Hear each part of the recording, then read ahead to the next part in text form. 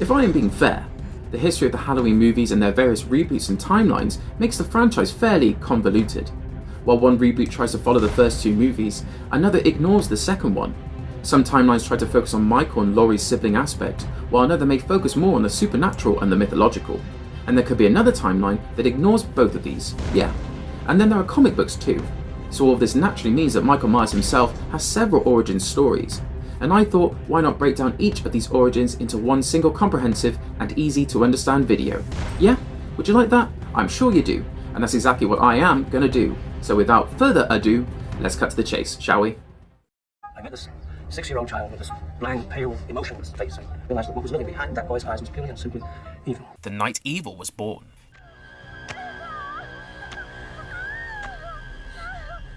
This one's of course the OG origin of Michael Myers. Born on October 19th, 1957, he was the middle child with an older sister named Judith and a younger unnamed sister. I mean, yeah, we do learn about the younger one, but not yet. As a child, Michael was no different than the other kids, but it soon became evident that something was wrong with his mind. The three siblings, along with their parents, lived in this 2-story house in a quaint and suburban town of Haddonfield. It was the kind of place where untoward incidents were a rarity. You could think of it like Derry from It or Hawkins from Stranger Things, albeit without Pennywise or Vecna residing in those towns. It all went well for the family for a while, but then Michael turned 6 and everything changed for the worse. Michael started hearing voices in his head that would tell him to do things. Things like he should say that he hated people, but it got much worse soon. In fact, the film's novelization describes these things in much greater detail, but I will get to that in just a bit. On the night of Halloween, the 6-year-old Michael took his first life. His parents were away that day and he was home with Judith, who was supposed to babysit him. But she was not doing a good job at it and was more interested in doing things with Danny, her boyfriend. That's the kind of job she enjoyed, if you know what I mean. Once they were done, Danny left and Michael went to the kitchen in a clown costume, where he picked up a kitchen knife and went up to Judith, stabbing the living hell out of her. But he did not run away from the house, he did not hide, and all he did was wait for his parents to arrive and the cops to take him away.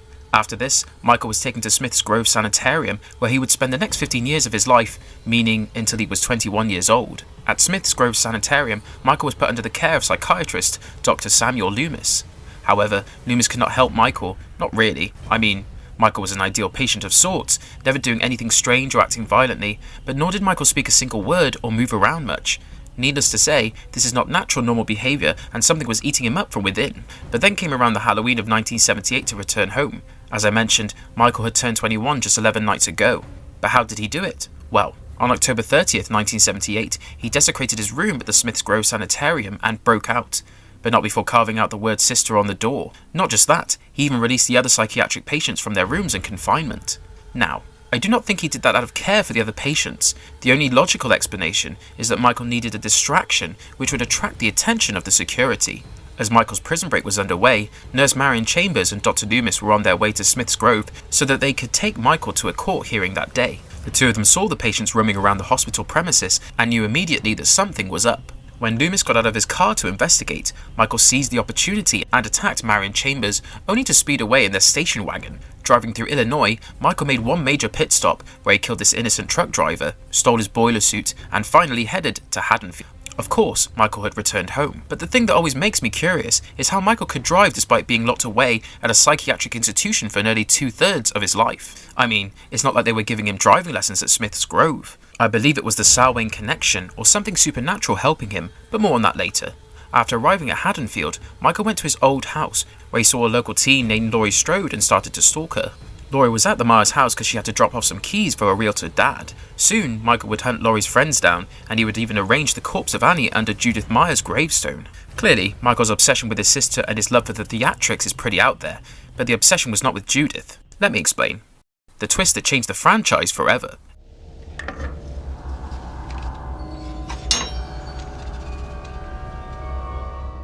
In the second movie, Loomis and several officers led by Gary Hunt, the deputy in the Haddonfield Police Department, drive to Haddonfield Elementary, another place where some disturbance had been reported. There, they find this classroom that someone had broken into and find traces of blood along with a butcher's knife. Now the interesting part was that the knife had been struck into this crayon drawing that Judith Myers had once drawn. This is when it clicks to Dr. Loomis. Myers had carved the word sister on his Smith's Grove room's door. Furthermore, the word Samhain had been written on the blackboard. And yeah, It was written in blood. Loomis explains to the officers and also to us that Samhain was actually the name of a Celtic lord of the dead. Meanwhile, Nurse Marion Chambers arrives at the scene and tells the men that the staffers from Smith's Grove Sanitarium had taken up arms as a last resort against the mass patient breakout. She implored Loomis to return to Smith's Grove so that he could put a handle on it. But he did not want to get back just yet, at least not until Myers had been killed, or at least captured. In fact, even the governor of the state had become involved with the whole murder spree. But the thing is, the governor knew about the Smith's Grove connection of Myers and didn't want any other patients turning into another Myers. So he sent federal marshals to escort Loomis if necessary. While being driven to Smith's Grove by the marshal, Loomis, for the first time, becomes privy to the fact that Laurie Strode was actually a Myers, and the younger sister of Michael, the one he did not or could not initially kill. Turns out, the Strode family adopted young Laurie and gave her their name, and the court sealed these records for the safety and privacy of Laurie. This is when it becomes clear why Michael was so desperately and deliberately targeting Laurie. The first film did not explicitly build this connection, but the 1981 movie retconned it, which effectively turned Michael's quest into a bloodline hunt with some sense of purpose, rather than just mindless obsession and murder. With this revelation, Michael turned from evil with no reason to evil with family motive. But the thing is, was it a good decision to turn this sister killer from a killer with no apparent motive to someone who had an unexplained obsession with killing his sisters? Well, John Carpenter and I beg to say no. This is what John Carpenter, who co-wrote the second movie, said about the whole sister angle to comicbook.com. Let me just quote him. Well, the brother reveal was caused by NBC. NBC purchased the rights to show Halloween on network television, but our movie was too short for them, so we needed to add some time. So I came up with this brother thing. It was awful, just awful, but I did it. So yeah, the man himself was not a fan of the idea of making the killer and the prime target siblings, but he had to go for it anyway. The Thorn timeline turned Michael into a chosen monster.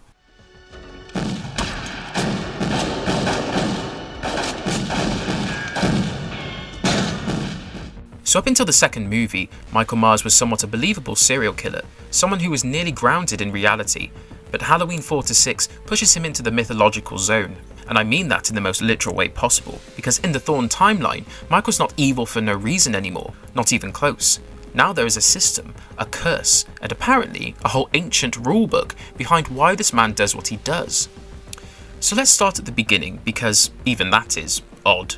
Michael M. Myers was born on October 19th, 1957 at 11:57 PM, but he was not declared alive at birth. That happens 10 minutes later at 12:07 AM.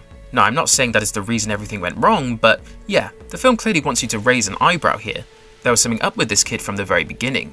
Anyway, he grows up like any normal kid, complete with church choir, family time, and yeah, no red flags. And 5 years pass like this, but then much like the original timeline, Michael Myers turns 6 and all hell breaks loose. Michael starts hearing a voice in his head telling him to kill his family. Now the earlier version left this vague, but here we get a clear answer. That voice belongs to Dr. Terence Wynn, who works at Smith's Grove. Except he's not just a doctor, he is part of a druid cult that worships something called Thorn, which by the way is far from a symbolic or abstract idea. It is described as an ancient force that selects a child from a bloodline and basically assigns them a job. As you may have guessed, this job is to kill your entire family on Halloween or the night of Samhain, when the Thorn constellation appears. In return, the curse spares others of the tribe, in this case the town, from disease and death. So yeah, it is just as it sounds, making a deal with the devil through sacrifices in exchange for safety, if not prosperity. Michael gets chosen for his generation, and the curse marks him physically with the Thorn symbol on his wrist. In fact, in the producer's cut of Halloween, The Curse of Michael Myers, the symbol could also be seen on the wrist of Dr. Loomis. Basically, he had become the leader of the cult of Thorn by the end of the movie. Anyway, we soon learn the super uncomfortable truth that the young Michael's babysitter, Mrs. Blankenship, was also part of this cult. She feeds him stories about the boogeyman and the meaning of Halloween, which, if you think about it, was Mrs. Blankenship conditioning and grooming Michael for what was to come instead of taking care of him or simply babysitting him. Then came October 31st, 1963. Michael dresses as a clown, walks across the street to his house, watches Judith with her boyfriend, waits for the guy to leave, grabs a knife and kills her. Now this same thing happened in the original timeline as well, with the same outcome, but this time around the murder plays very differently. Its reason and meaning changed. Because according to this version, Michael killing Judith was not an impulsive thing. It is the first step in fulfilling the Thorn curse. It was the first of many sacrifices that Michael had planned to offer. From here on, the mythology expands to uncharted territory. We learn that the cult of Thorn is not small, it has existed for thousands of years. They guide the cursed child, protect him, and make sure the ritual continues. Dr. Wynn, also known as the Man in Black, leads this whole thing. Now, depending on which version of the film you watch, things could go in two directions. In the producer's cut, the cult believes in the curse fully. They plan for Michael to complete his task and kill the infant Stephen Lloyd and then pass the curse to Danny Strode. That would end the Myers bloodline. But Tommy Doyle steps in, uses ancient runes, and stops Michael during the ritual. Meanwhile, the theatrical version takes a more science meets evil route. Here, the cult is made up of Smith's Grove staff, who try to study and control this power. They even go as far as cloning Michael through Jamie Lloyd, which results in Stephen. Kara Strode and Danny also get pulled into their plans. But, and this is key, they lose control. Michael turns on them and kills the entire group. So, what do we make of all this? Well, this version of Michael gives you the most detailed explanation about why he does what he does. Also, it is the one that changes Michael the most. He is no longer an unknowable force. He is a chosen one, part of a ritual, part of a system that has rules. But not everyone is a fan of this whole mythological aspect, and the curse of Michael Myers has kept on splitting fans. Because once you explain the boogeyman this much, you answer a lot of questions, sure, but at the same time, you also take away some of the mystery that made him scary in the first place. It almost never works in the favour of any horror story that has a slasher, especially one like Michael. H20 kept the brother's story but killed the cult.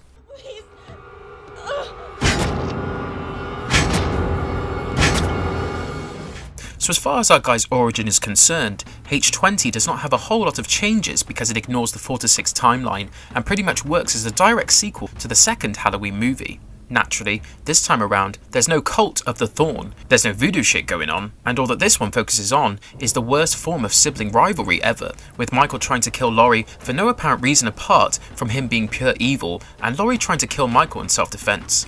However, one interesting aspect is that Michael managed to escape captivity and returned 20 years later. During this time, Laurie had faked her death and was living as Carrie Tate, the headmistress of a posh, secluded boarding school. But that does not mean that Carrie forgot what it was like to be Laurie and what horrors she had to endure because of her older brother.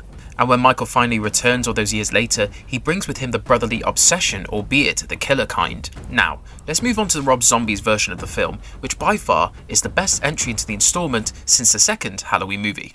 Rob Zombie asked the most human question, and its sequel turned his origin into family madness.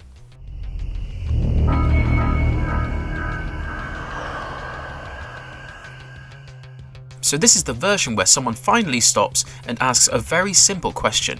What if Michael Myers was not born this way? What if he was made into what he became? You know, like how it is with most villains and how circumstances make them who they are, including folks like Jason Voorhees, who was not really born evil. And Rob Zombie does not tiptoe around this idea, and whether you like that or not, it depends on how much you value mystery over explanation. So let's walk through it. Michael Myers grows up in Haddonfield, but this is not the quiet suburban life we saw before. This is a broken home from the very beginning. His mother, Deborah Myers, works as an exotic dancer. His father is not in the picture. His older sister Judith wants nothing to do with him.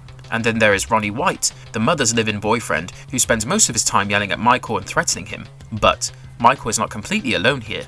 He cares about two people, his mother and his baby sister Angel, who he calls Boo, and this attachment with them shows that he was not empty inside at the beginning. But yeah, even then, something was clearly off. From an early age, Michael lacked empathy. He used to hurt small animals and often isolated himself. He would hide behind masks because he believed he was ugly, and that's clearly not a healthy thing to feel. It shows his exceedingly low self-esteem. Anyway, we get to Halloween when Michael is 10. He goes to school and things take a jog to the left. In the restroom, an older kid named Wesley Rhodes bullies him, mocking his mother. Michael fights back, but Principal Jim Chambers intervenes and shuts it down. Both boys get detention, and Michael mouths off to the principal. Chambers searches Michael's bag and finds a dead cat, a condom, and photos of mutilated animals. And as you can expect, no principal will let this slide. In fact, no human being in their right mind would let this slide. So he calls Deborah and Dr. Sam Loomis, a child psychologist, to figure out what to do next. But whatever help they plan, it comes too late. After school, Michael follows Wesley into the woods. He wears a clown mask, picks up a branch, and beats the boy to death. Wesley begs, he cries, he apologizes, and Michael ignores all of it. That lack of any sort of emotional response from Michael tells you everything you need to know about his broken psyche. Later that night, Deborah asks Judith to take Michael trick-or-treating, but Judith has other plans with her boyfriend Stephen Haley. So Michael's left on his own. He goes out, comes back early, and faces more verbal abuse from Ronnie, and that is where the final nail in the coffin of Michael's childhood is hammered. Michael puts on his clown costume, grabs a knife and duct tape, and starts with Ronnie. He ties him to a chair, cuts his throat, and makes sure Ronnie sees who did it. Then he keeps stabbing him, not out of panic or fear, but because he finally has some sense of control here that is hard to ignore. Next he finds Stephen in the kitchen, one hit with a baseball bat, then more until he's dead. After that, Michael swaps his mask and heads upstairs. Judith was in her room, and Michael approaches her, touches her leg, and she obviously gets angry and slaps him, which is when he stabs her. She tries to get away, but he follows and continues, leaving her with 17 wounds. Then Michael removes his mask, goes to his baby sister, kisses her, says, "Happy Halloween, Bill," before taking her outside. When Deborah returns, she finds him sitting there covered in blood, holding the child. And that is it. That is the night everything ends for the Myers family. Michael gets sent to Smith's Grove Sanitarium, where Dr. Loomis takes charge of his case. At first, Michael appears manageable. He does not act out. He makes masks, which the staff even see as therapeutic. A guard named Ishmael Cruz tries to connect with him, and even Deborah visits every week and refuses to accept what her son has done. But as time passes, Michael becomes more withdrawn. He wears masks more often and says they hide his ugliness.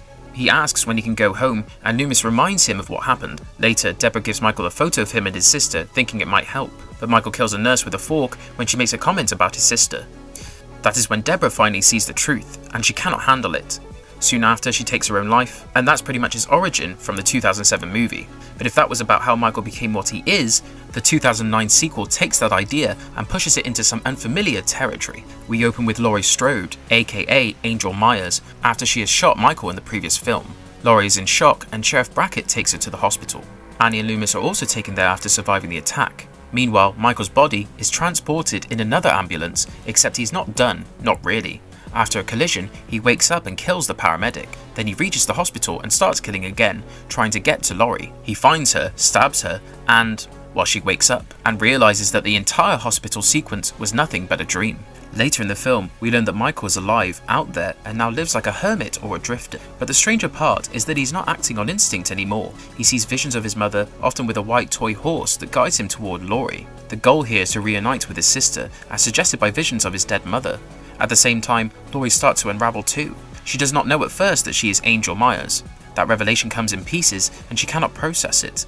Her behaviour changes completely, and her emotions swing between calmness and peak anger. Even her appearance reflects it, as she moves towards a darker, rougher look, which Zombie described as grungy. And you can say this was Zombie's way of visualising the trauma, which is something that the sequel really focuses on. Not Michael as a mystery, but Michael as a source of damage. Not Laurie as a survivor, but Laurie as someone falling apart under the weight of what she's learned. So what can we take from this version of Michael Myers?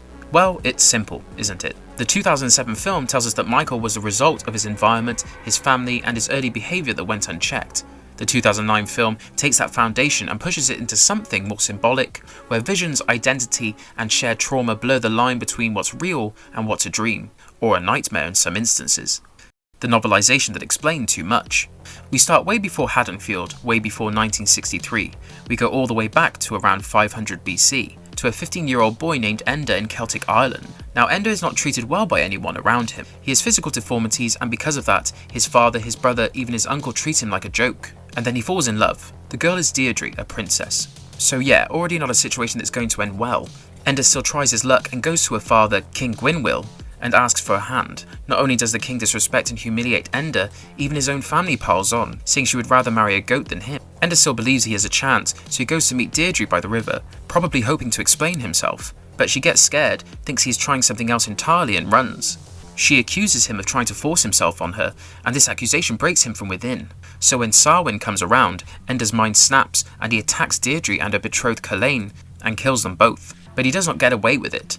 The tribe hunts him down and tears him apart, like they literally tear him apart, and by the end of it, only his head and heart remain. And even that is not the end of his story. The king has his shaman curse Ender's soul so that it never rests. It has to wander the earth and repeat that same violent act again and again. And yeah, the soul finally makes its way to Haddonfield, and more specifically into a new host named Michael Myers. So the novel is pretty much trying to explain why Michael became the demented killer, but once the prologue ends and we move on to the first chapter, Michael's grandmother starts to notice something is off. He talks about voices, he has visions and nightmares, which are actually memories of Ender's life. His mother explains that Michael says things like, "The voice tells me to say I hate people." In the film, however, we do not know where that hatred came from. Here, it is being fed to him. Then we get another detail that pushes this even further. There is a history of violence in the family. Michael's great-grandfather killed a couple at a harvest dance in 1898 or 1899. Before his execution, he claimed he had heard their names in his dreams. So now, this is not one isolated case, it is a pattern across generations. Then comes one of the creepiest early moments. Michael dresses as a clown, goes trick-or-treating and ends up at his own house. Judith asks what he will do if she does not give him anything. He responds, "We're going to kill you." When she presses him, he says, "I'm not Michael Myers, I'm a clown." Needless to say, he was losing his grip on reality, and might I say, his own personality.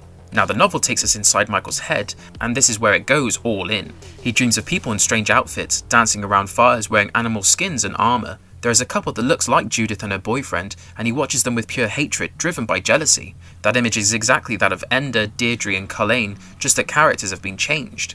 From there, we move into the aftermath of the murders and Michael's time at Smith's Grove. Michael does not act out in obvious ways. Instead, things happen around him. If someone crosses him, something bad happens later. For instance, a nurse argues with him, then falls down the stairs days later. Another boy borrows a game and forgets to return it, then ends up with a severe rash that puts him in the hospital. And Loomis notices this pattern. He cannot prove anything, but he starts to understand that this is not normal behaviour, not even for someone like Michael. Over time, Michael gains control over the ward, not through force in the usual sense, but through fear. No one wants to be on the receiving end of whatever he can do. Then from chapters 5 to 15, the novel aligns with the film, so there's really no point getting into that yet. It won't serve the purpose of this. Oh, and I nearly forgot. All this is not movie canon, but it was essential for me to explain because it is one of the earliest official attempts to answer Michael's evil with an actual mythic backstory. The Chaos comics dug into the files. The interesting thing that the Chaos comics do is that they investigate Michael Myers and almost ask what if we go through the records, the files, the history, and piece this whole thing together. So the setup is simple. We follow Tommy Doyle, who is now an adult, and this is set some time after the events of Halloween 6. He is not the scared kid anymore, and he is trying to understand Michael. This time around, Tommy is not about running away from the shape or surviving him, but studying him. So much so that he wants to write a book, and for that, he tracks down Dr. Loomis's case files. Now, the moment Tommy gets those files from a Warren County Records office employee, Michael kills that employee, which basically means that even research into this guy comes with a cost. Anyway, Tommy takes the files back to Haddonfield and starts reading, and this is where the comic sort of becomes a prequel. We go back to Smith's Grove, to the early days when Loomis first meets young Michael. Michael sits there silent, almost calm, but around him things happen. Other patients die in strange ways, and no one can prove he did it, which, like the novelization, adds to the idea that Michael does not need to act in obvious ways to cause harm. It also gives Loomis more room to breathe as a character. We see him before he becomes obsessed, when he still believes he can help this child, and then someone close to him dies because of Michael, and Dr. Loomis gives up all hope. By the time Tommy finishes those journals, we understand Loomis a lot better. Why does he chase Michael so hard? Why he refuses to let go? But hey, the comic does not let Tommy bask in the knowledge for long. Michael finds him and there is a brief struggle, but Tommy manages to set Michael's head on fire and throws him out of a second-story window, and then he disappears. And yeah, that ending feels familiar because it is similar to the original film's ending, where Michael always slips away. Now we move into the second comic, The Blackest Eyes, and this one picks up right after the first one. Tommy is now actively hunting Michael. During this search, he runs into some familiar faces. Richie Castle and Lonnie Elam, the same guys who bullied him as a kid, now older and still unpleasant. That continuity touch is nice, it makes Haddonfield feel lived in, but the bigger moment comes with Lee Brackett. Brackett returns to town with one goal, find Michael and kill him, but he accidentally kills Richie and tries to hide it, burying the body in a field. Unfortunately, or maybe fortunately, Tommy sees this and uses it as leverage to get answers. And this is where the comic goes a bit mythological. Brackett talks about Haddonfield's past, the Druid cult, and the curse that the Myers family suffers from. We even get a detailed version of Michael's birth, where he is delivered stillborn and then comes back to life minutes later on November 1st, the Day of the Dead. Now whether you buy into that or not, the comic is clearly trying to connect all these threads into one system. But before they can do much with that information, things escalate again. Members of the Thorn cult, led by Mrs. Blankenship, capture Tommy and Brackett.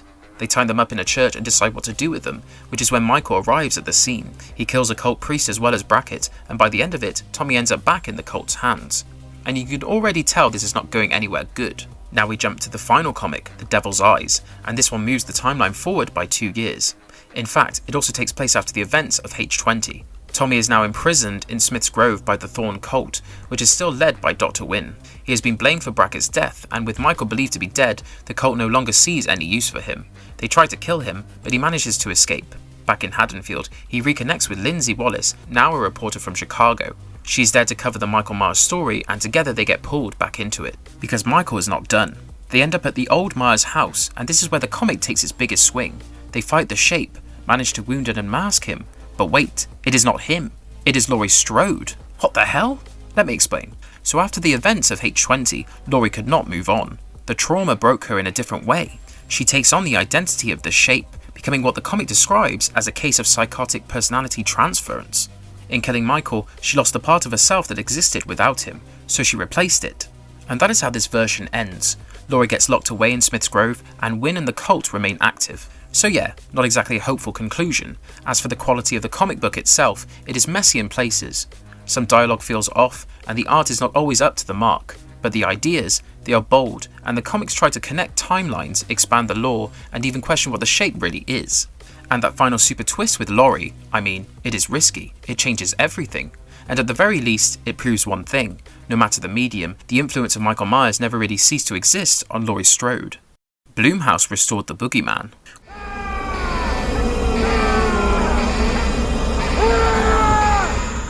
Once again, the three Blumhouse movies, the first of which released back in 2018, follows the original 1978 movie, which means that the whole sibling thing does not exist in this continuity, and I'm really glad about that.